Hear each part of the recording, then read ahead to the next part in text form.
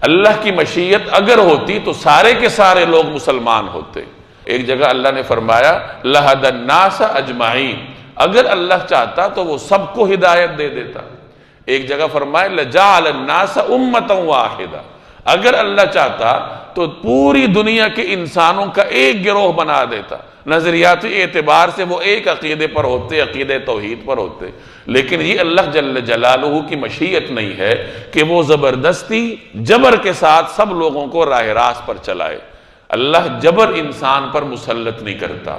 وَلَوْ شَاءَ کا مطلب یعنی اللہ اگر چاہتا، یعنی اگر اللہ جبر کے ذریعے لوگوں کو ہدایت پر لاتا تو سب مسلمان ہوتے، سب ایک قوم ہوتی، ایک نظریہ ہوتا، کوئی اختلاف نہ ہوتا، لیکن یہ اللہ جل جلالہ کی مشیت نہیں ہے۔ اللہ انسان پر جبر کو مسلط نہیں کرتا۔ اللہ تبارک و تعالی نے انسان کے سامنے دونوں راستے رکھے ہیں، ہدایت کا بھی راستہ رکھا اور ضلالت کا بھی راستہ رکھا۔ دونوں راستوں کی وضاحت انسان کے سامنے ہے۔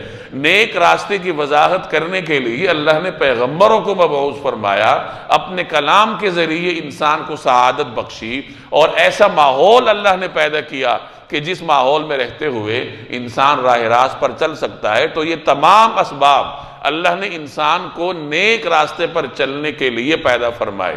اب اس کے باوجود اگر کوئی نیک راستے پر نہیں چلتا تو اللہ کسی پر جبر نہیں کرتا کہ وہ زبردستی کسی کو راہ راست پر لے آئے۔ تو یہی فرمائے کہ اگر اللہ چاہتا تو روئے زمین پر بسنے والے سب کے سب ایمان لے آتے، یعنی پھر کوئی سیکنڈ آپشن ہی نہ ہوتا، پھر تو سارے مومن ہوتے، جبر ہوتا۔ لیکن اللہ کی یہ مشیت نہیں ہے، یہ اللہ کی اسکیم نہیں ہے۔